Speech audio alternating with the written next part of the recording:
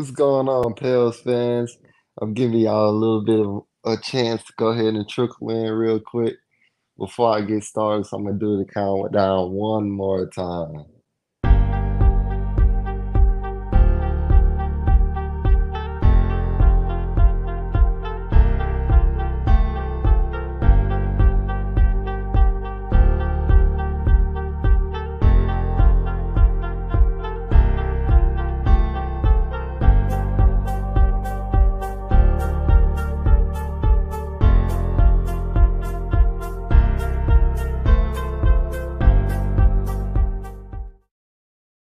Pels fans, it's your boy EJ 504, man, and we are here with another night on the baddest sports show podcast in the Deep South.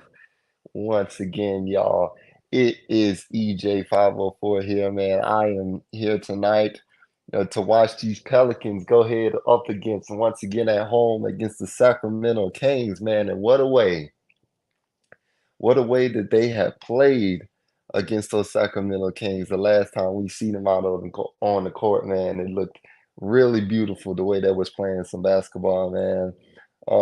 Tonight we have some good news also in the injury department, to kind of discuss about. Um, I want to start with CJ McCollum and Larry Nance Jr. They were seen yesterday fully practicing. I don't know officially their statuses for tonight's game. I don't expect them to be playing in tonight's game, but um this is really great to see that these two players are two key and pivotal players, um, really getting healthy and coming back from really bad injuries, man. I mean, we talking about a collapsed lung and a rib fracture, man. I mean, that's some tough injuries right there, man. We talking about these guys are showing that they're trying to do anything that they can to get back out on the court. And look, they don't need to prove nothing to me or anybody else out there, man. They just need to go ahead and be 100% healthy, man. That's what matters at the end of the day. We want these cats out here to be healthy, man, so we can see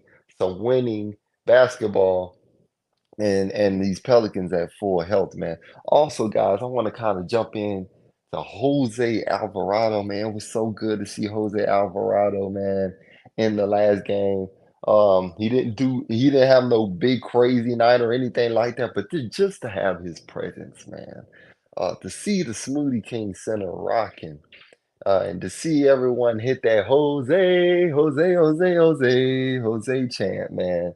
I mean, to hear all that, man, it was really good to see, man. I mean, we as Pelicans fans all missed that, man, and it was just great to see him just to be out on the court, man, just to be healthy.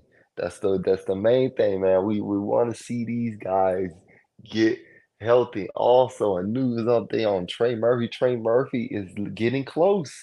He's getting close, guys. I'm telling y'all, we might be seeing Mr. Trey Murphy very, very soon.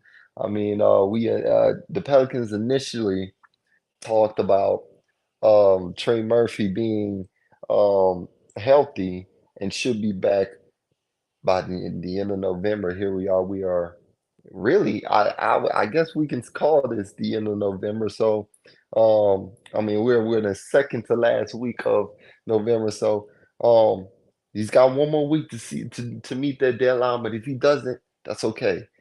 He looks like he's very close right now. And if it's not by next week, I'm thinking we can see Trey Murphy definitely early December, which is great, man.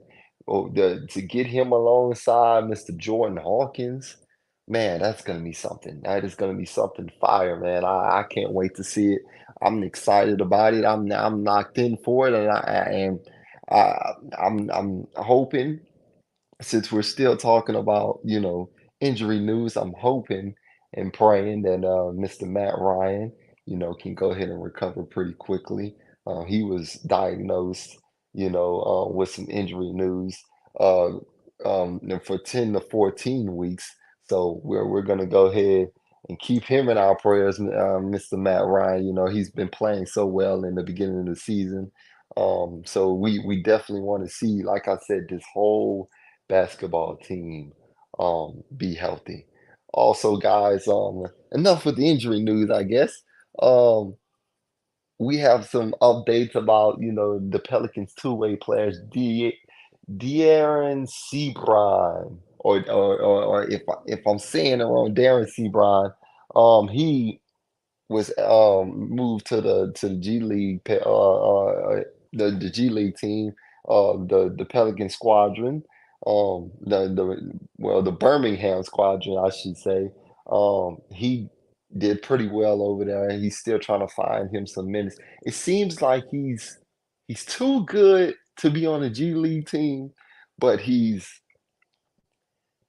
still not there quite yet to be getting minutes on an NBA level. So I think for him, if he can just continue to learn how these plays, learn the system, he'll be able to go ahead and get some minutes out there for Willie Green. I think Willie Green is just he's just not comfortable putting him in yet. Kyra Lewis though, I really feel like he really had his chance. I'm saying it like that, y'all. He had his chance to really take advantage of Jose Alvarado not being out there, CJ McCollum not being out there. Those were two big key blows to our guard room that he could have taken advantage of, and he could definitely be hitting that floor, but we obviously seen, poor play from him. Well, at least to my standards, I think Coward could have played a lot better. To me, and now that we have Jose Alvarado coming back and CJ McCollum close, I just don't see an avenue for Kyle Lewis Jr. to really gain some big time minutes unless he does something here in practice, that just wows Willie Green, you know. But I expected so much more out of Kyle Lewis, man. I really look for him, guys. I'm gonna be honest with y'all. I look for him to be on the trade deadline. With everything that's come about with him. I'm really I ain't gonna lie. I was excited about him, very very hyped about him, but at the same time too, it comes to showing it out on the court. He's been hit with some injuries and things of that nature. But when you have opportunities like that, you have to seize the moments, man. And I'm just not seeing it. He hasn't developed a dependable 3-point shot. We know his speed. He's one of the fastest players in the NBA. He can cut to that basket, but I just don't see the aggressiveness, man. I just want to see more of that from him. Also, EJ Liddell. EJ Liddell from the Birmingham Squadron. We also had transferred his two-way contract, but we actually called him back up for this game against Sacramento. So I'm looking for EJ Liddell to start cracking some minutes, man. I was actually excited in the offseason that, hey, EJ Liddell is going to go ahead and get some crack at some minutes, man. We signed him to that long-term 3 to 4 year contract, but he still hasn't shown that he deserves some minutes. So I guess with Matt Ryan being out, this could be his shot. This is like what I said with Kyra Lewis Jr. You have to take advantage of these moments, man, because if you don't, the team will get rid of you. I'm just saying. I want to see these young guys do well. I want to see these young cats do what they have to do, man. But at the end of the day, they gotta want it for themselves, man. Now, speaking about players on this roster, I actually, guys, want to get into the emergence in this homestand. We have a chance, guys, Pelicans fans, sports fans out there. We have a chance um, to go 4-2 on this on this home stretch. That we're gonna end this home stretch and then start hitting the road. But if you look at it, the Pelicans played some pretty tough matches, man, on this 6 game home stretch, man. This was these were top teams in the Western Conference. I mean, we're talking about the Dallas Mavericks, the defending champion Denver Nuggets. We're talking about, Sacramento Kings. I mean, these are tough games to be playing, and to be coming out um what it looks I mean, if we hopefully we don't lose tonight, but if we come out with a winning record, oh man, I mean that's amazing. That shows how much potential this basketball team has going forward. Now, as I was saying though about players on this roster, I alluded to the emergence of Brandon Ingram and Zion Williamson. I think a couple of lives ago, um, me and Ever Follow for my dad, we were talking about how, Zion Williamson was talking about, how he didn't feel that, he was getting things and he had to take a back seat and he had to, mesh, with a lot of stuff. Well, I'm starting to see what he was talking about, man. Zion Williamson was talking about he cleared this up in his post game conference. He was talking about him and a lot of guys on his team working on their defensive work. Actually, getting better on the defensive side of the basketball. You know, and they've done that. I'm starting to see the buy-in. I'm starting to see the growth, the maturity. Now I still want to see more. I still feel like Zion Williamson has more on that end of the floor. I feel like Zion can go ahead and can be a better, even more better defender than what he already is.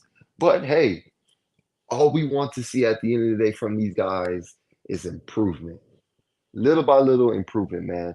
But to see Zion Williamson, to see Brandon Ingram able to come together and play the way that they've been playing these past 3 games, because the first part of this home stretch it was kind of shaky, but the past 3 games, I've started to see Zion Williamson and Brandon Ingram start to say, "Hey, we are the two stars of this team. We need to take over." And they look like they're on the same page. We started to see in practices where we've seen these two work on pick and roll with one another. And we're starting to see it on the court, man. They're starting to come together, man. I love the quote by Zion Williamson in the post game show from the Sacramento Kings game a couple of days ago, and he was talking about, you know, I just saw Bi down the court, man. I saw one for him on the court, and I just knew get the ball to him and get the hell out of the way. I mean, that's what you want, man. You want your two stars to go ahead and mesh with one another. You want them to believe in one another, man. Now, if they can believe in themselves, just like Willie Green says all the time, and he believes in this wholeheartedly. Willie Green says this is the best duo in the NBA, and I believe it too. I have the same belief. I think that Zion Williamson and Brandon Ingram can be the best duo in the NBA. It's all about trusting in one another. They have to stay out on the court, first of all. First and foremost, they have to be healthy. Have to make sure they stay out on the court. Okay, we know all of that part. But being together and meshing together, learning how to play with one another. I think alluded to this as well in our last podcast. I mean, Zion Williamson and Brandon Ingram and CJ McCollum only played 15 16 games with one another. That's not good in the NBA. You want your stars to be out on the court with one another. So it's been a learning curve for Zion Williamson, for Brandon Ingram, and even for CJ McCollum at times.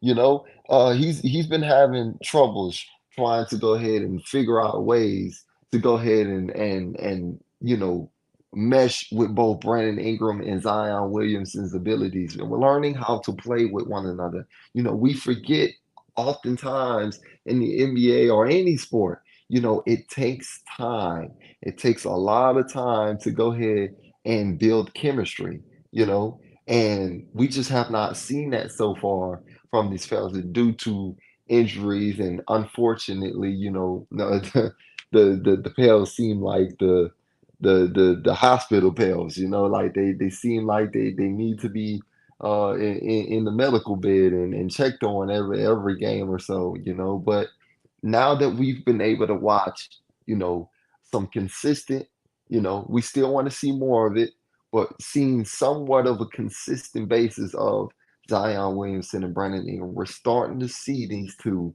starting to click with one another, starting to find their footing, starting to go ahead and learn one another. So when they do get there into the playoffs and they play these experienced basketball teams like the Denver Nuggets, like the Golden State Warriors, throw in the Los Angeles Lakers in there. When you get these guys like that, and now you can play your best basketball. Now you know what to do out there, out on the court, you know. But like I said, man, Brandon B.I. Kingram had himself a day, man. He had himself a monstrous evening against those Sacramento Kings, man. And Zion Williamson himself had a monstrous game himself as well, with 26 points himself. But Brandon Ingram, that's what you want to see from him. He was shooting the stroke very well from the 3-point line. He was getting to his spots, and he was playing through both himself and Zion. You can see these two guys actually, working the kinks out, man. It looked beautiful out there, man. Now, with me saying all these things, guys, remember we're in the pregame show, so by no means do I think that the Sacramento Kings are going to go ahead and let that happen to them again. They're going to come out a lot harder in this basketball game.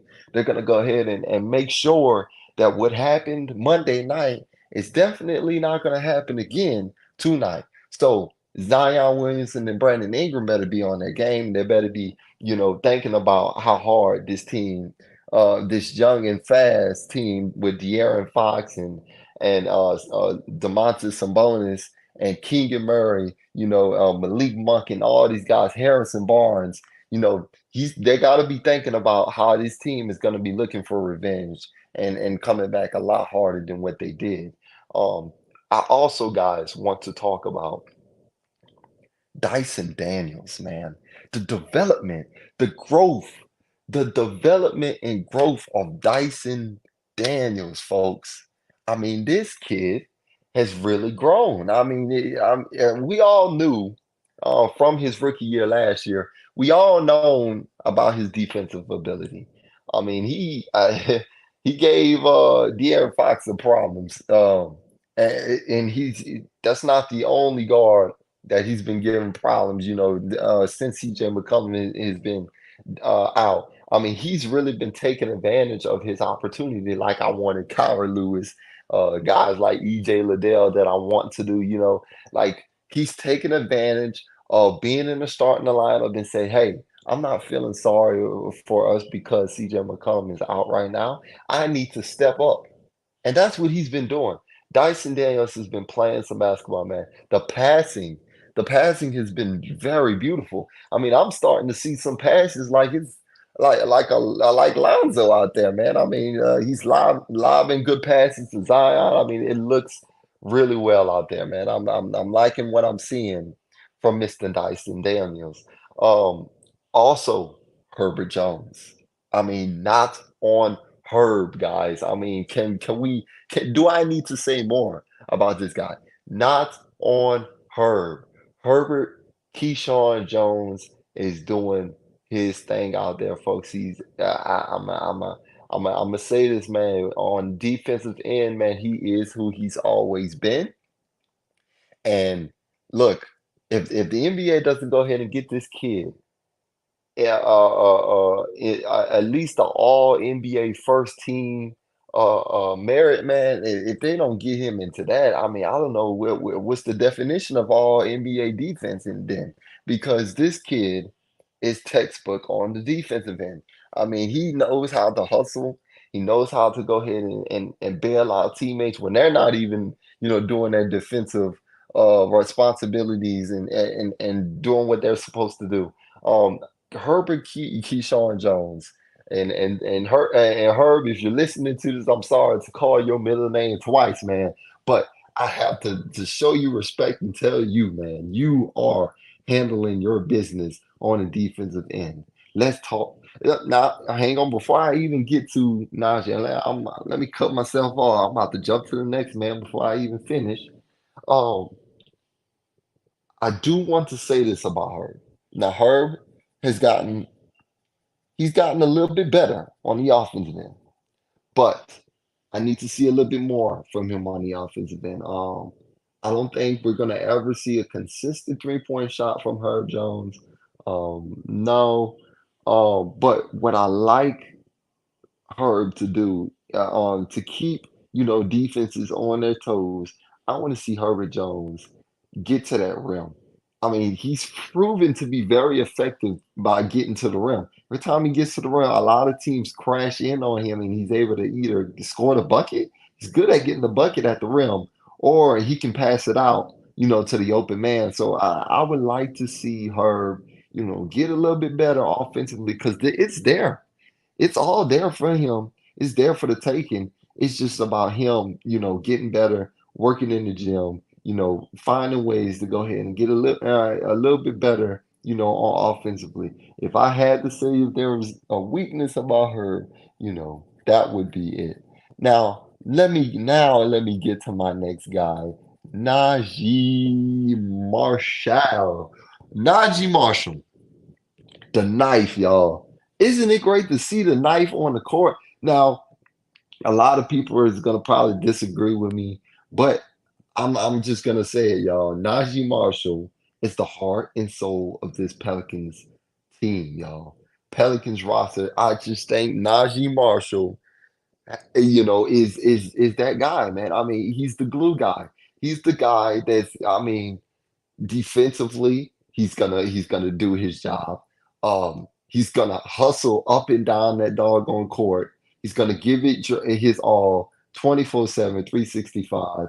And offensively, I mean, he's got a little fillet to him. I mean, he's smooth. I mean, he's improved his three-point shot very well, very, very well. And passing ability, look at times looks like he's dishing it like he's a point guard. I mean, he makes me laugh sometimes, man.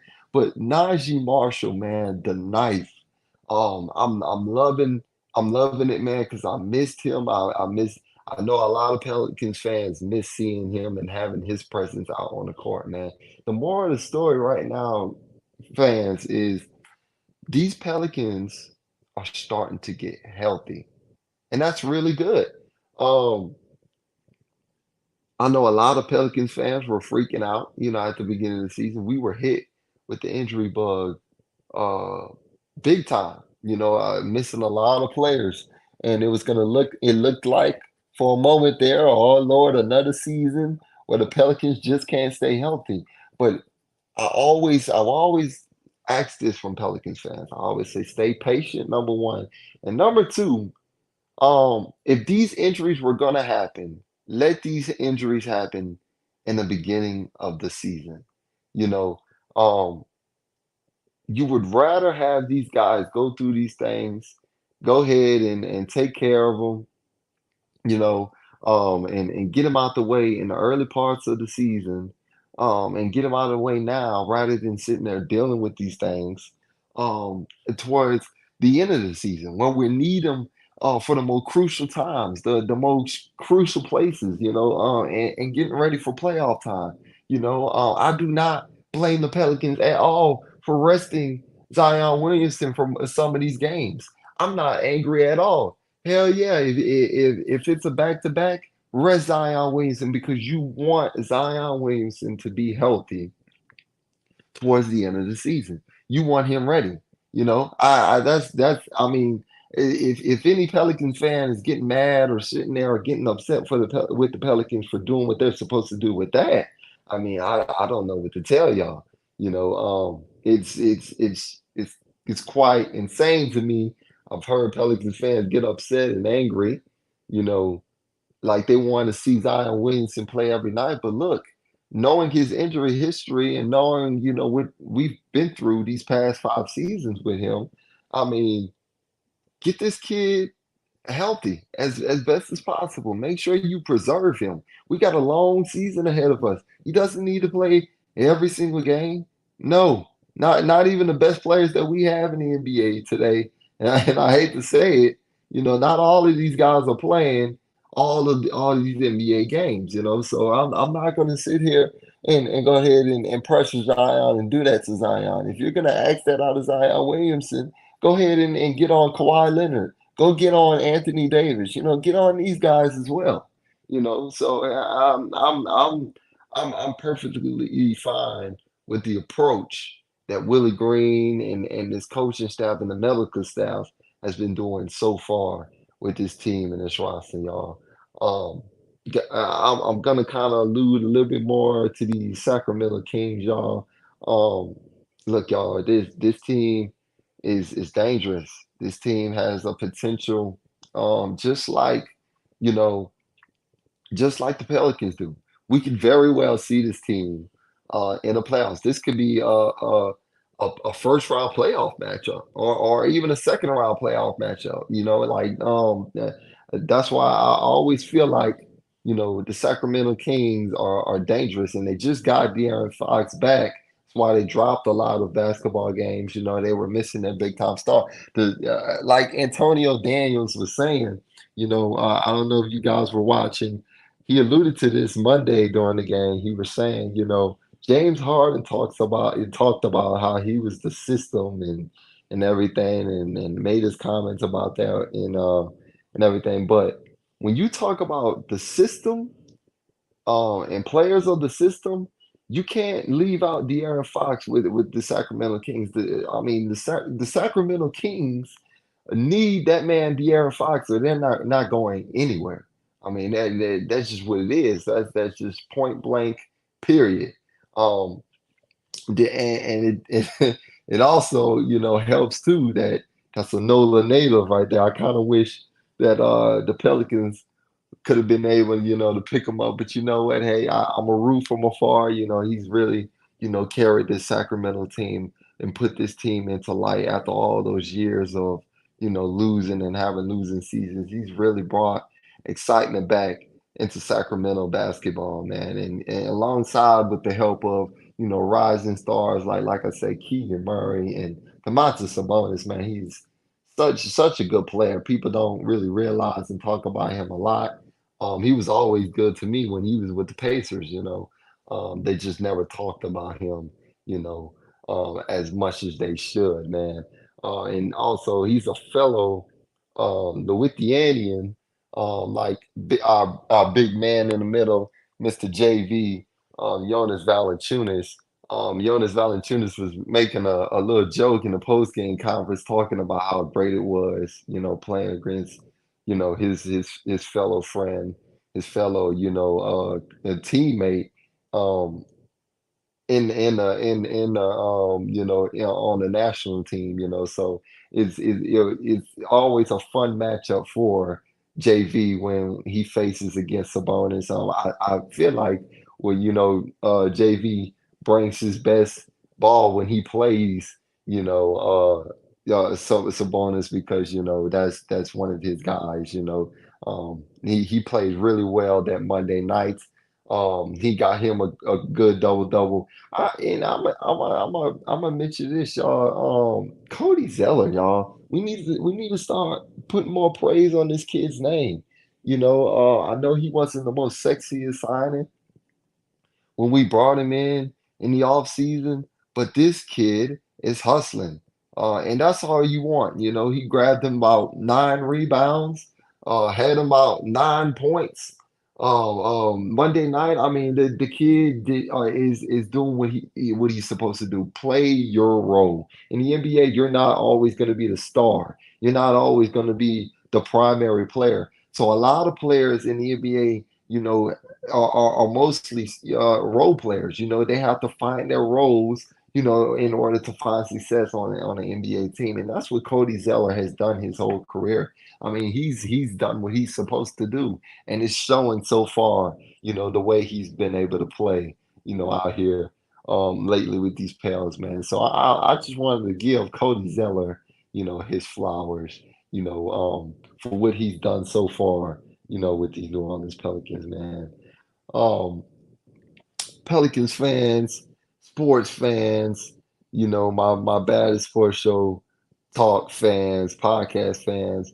I see I see the rest of the crew looks like they're not gonna be on tonight, and they're not gonna make it on tonight or hop on tonight, but that's okay.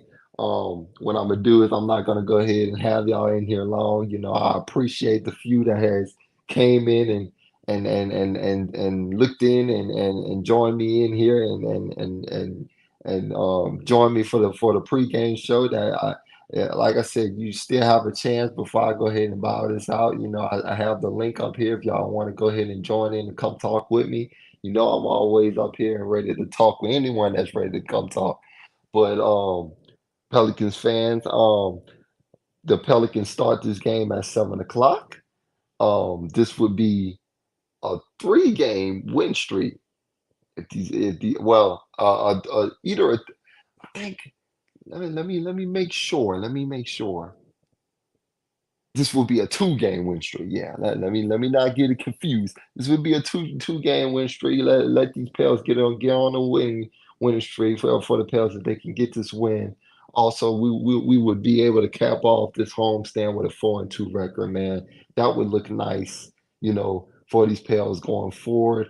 The schedule is starting to look a little bit more favorable for these Pels, so they can start getting on track and start stacking on some wins, get some consistency within themselves, as the season starts to go on and the nitty gritty starts going on. And also, too, I don't know if you guys are paying attention, but in the in-season tournament, the Pelicans are actually leading in Group B. Oh, a lot of fans out there call the Group B of the in-season tournament, the group of death, and rightfully so with all these great teams and hard teams in this tournament, man. But to see the Pels on top of that so far, that is amazing and great to see. So, hopefully they can keep this up, and maybe they can get a gold cup out of that, and hoist them a trophy. Zion Williamson joked about how getting paid all that money is definitely driving them and and making them get confident or getting them more excited about this in-season tournament. And I've actually been excited about it myself, watching it. Seeing a lot of NBA teams, play their best ball in the first, games of the season. We usually don't see that lately, especially in today's era where a lot of teams are resting their stars and their star players. But yes, guys, I'm gonna say this, y'all. That, like, once again, y'all, you can catch these New Orleans Pelicans versus the Sacramento Kings this last game of the homestand on Bally Sports New Orleans. I always like to say too, if y'all can get Bally Sports New Orleans, you can always go ahead and download the app Dofu Sports. 'Cause sometimes Bally likes to go ahead and trip on you and everything. But they have this free app called Dofu Sports. You can always catch the game on that. Not just Pelican games, even NFL or any sports games on there on the free app. Um, I think I'm gonna go ahead and give my game prediction, and I'm looking for these Pels to get a close win this time because, like I said, guys, I really do feel that Sacramento Kings are going to come out a lot harder. They're going to try to go win this basketball game. They have a bad taste in their mouth. They feel like they could play a lot better than what they did, and the way that they came out, against us.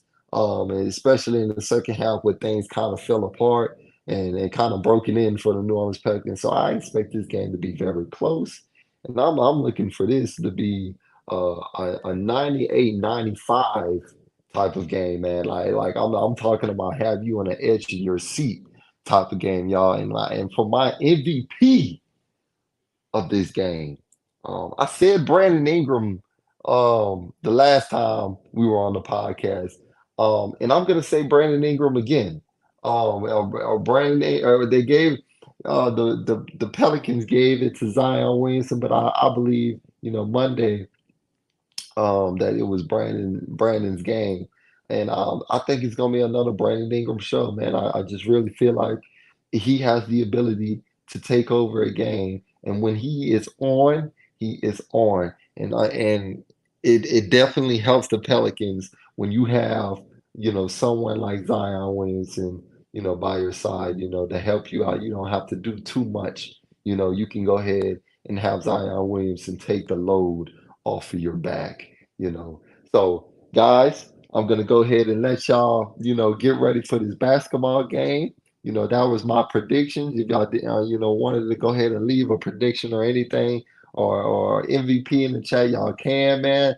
Doggone, I love y'all. I appreciate y'all for joining me on this nightly pregame show of the New Orleans Pelicans, baby. Doggone, well, Sunday we'll be back here on the Baddest Sports Show podcast for the New Orleans Saints. The New Orleans Saints are going to be in Atlanta Sunday in Atlanta, a rivalry game against the Dirty Birds of Atlanta, and you know how it goes for that.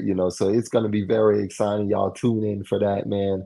I am your host, EJ504. You have been watching and listening in to the Baddest Sports Show podcast in the Deep South. Y'all subscribe to us, put the notifications on YouTube, and give us a like on Facebook, and give us a follow at Baddest Sports One on Twitter. And I'm gonna give y'all a 1, 2, 3 and a hoop that, and we're out of here. So 1, 2, 3, hoop that!